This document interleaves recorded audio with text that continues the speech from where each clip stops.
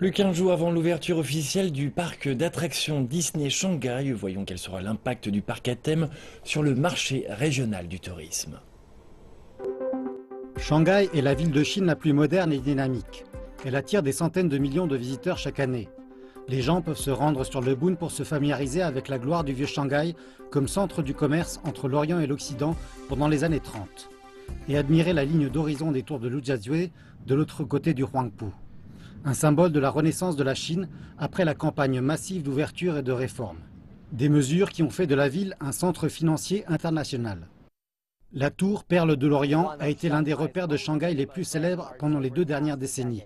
C'est un endroit que les touristes ne doivent à aucun prix manquer. Et juste à côté des tours, Disney a ouvert son magasin phare. Les touristes font la queue pour entrer dans le magasin avant l'ouverture officielle du parc à thème. Parfois, la file peut s'allonger sur 1 kilomètre. Vous pouvez bien vous imaginer quelle fureur s'empare des gens pour rentrer dans le parc à thème lui-même.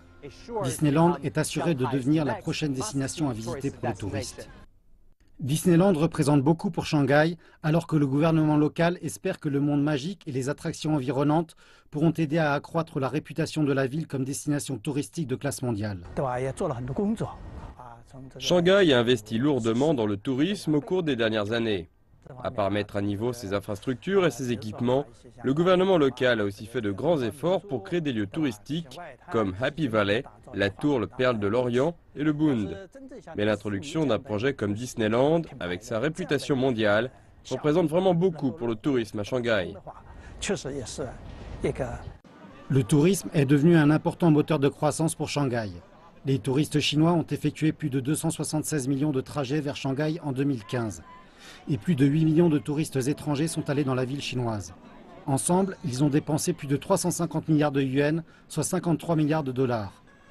Disneyland devrait amener beaucoup plus de touristes, et Shanghai est désireuse d'engranger les retombées.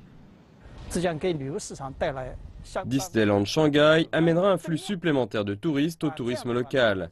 Cela signifie plus de commerce pour les restaurants, les hôtels, les magasins et les loisirs de Shanghai. Cela aura aussi des retombées sur toute la région du delta du fleuve Yangtze. La région du delta du fleuve Yangtze possède certaines des zones urbaines les plus développées, les plus peuplées et les plus riches du pays.